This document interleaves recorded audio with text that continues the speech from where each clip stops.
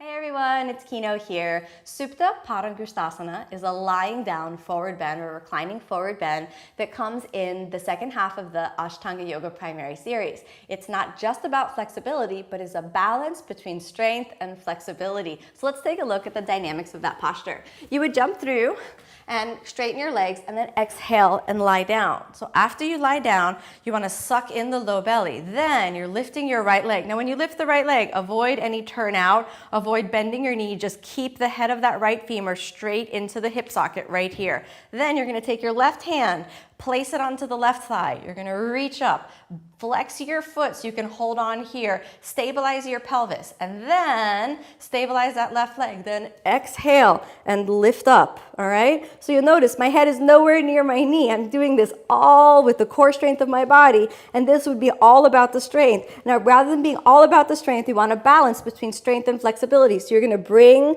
your knee towards your head. 1, 2, 3, 4, and 5.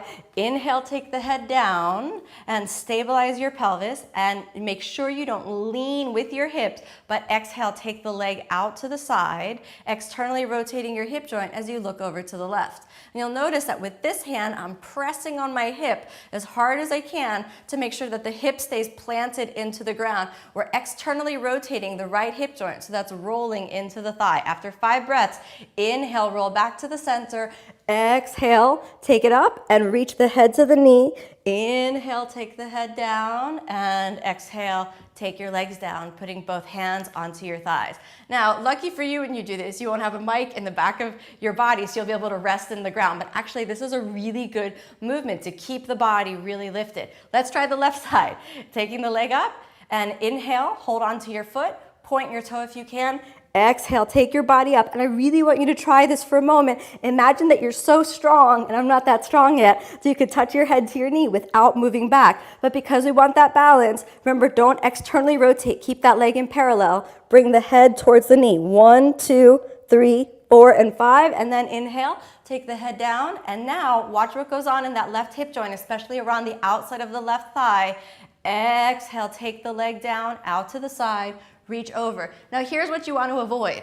If I lean over, you can see my pelvis come off the ground. We want to avoid that. So that's what this hand is doing. You're pressing your pelvis into the ground even if your leg remains up.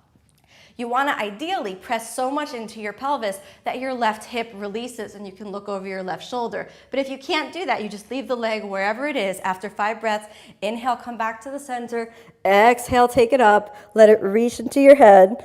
Inhale, take it down, and exhale, taking the legs down, both hands on your thighs. The traditional exit from this is Chakrasana, so you would roll all the way backwards, but we don't need to demonstrate that now. If you're unfamiliar with Chakrasana, you can check out one of my other videos on that. Thanks for watching.